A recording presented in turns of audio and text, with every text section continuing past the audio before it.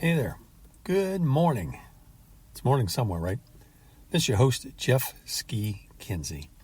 And no matter what time of day you listen to this podcast, I think you'll get something out of it. I approach life with expectations, okay? Like Zig Ziglar said, he said, if I'm going after Moby Dick, I'm going to take the tartar sauce with me. And that's the way we approach charging. But I got to be honest, not everyone approaches it that way. So I got this crazy little thing called fast charge energy. Why? Because life's too short for slow charging. It really is. Here's what many people, I dare say most, don't understand about EVs and EV charging. First thing you don't understand is, on average, an EV should save you 30 to 40% in both fuel costs, okay, to power it, and maintenance costs. Okay? Argue all you want. You're not going to win that argument. The second thing is, the most misunderstood concept about charging is faster is not necessarily better, slower is not better.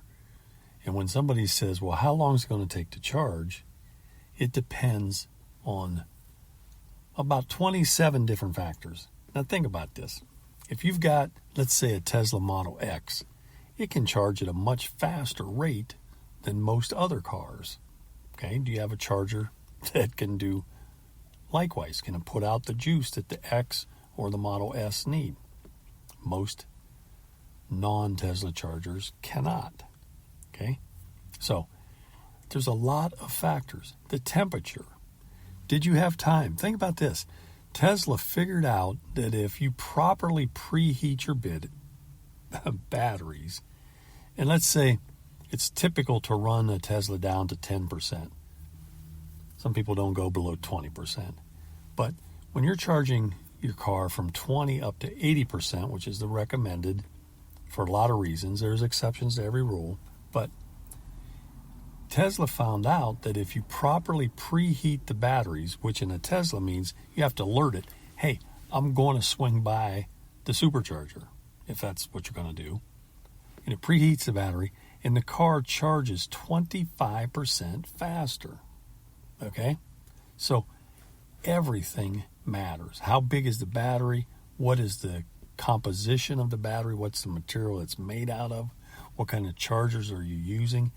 It even gets as bad as a lot of what we might call high-speed chargers have a wimpy cable attached to them. And so you can't put all the juice that the charger is capable of generating into your car because the cable's not properly rated for the machine. And don't get me started on the ones that have never been provisioned. I was looking the other day on PlugShare, somewhere in Northeast Ohio, and somebody said, look, this thing's been here over a year and no one's ever hooked it up. Think about that. And it's showing up as available. Okay? That's the worst thing.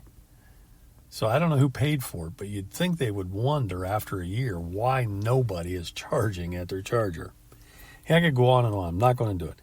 You've got questions. I've got answers, and we ought to get together. So shoot me a text, 330-992-4754.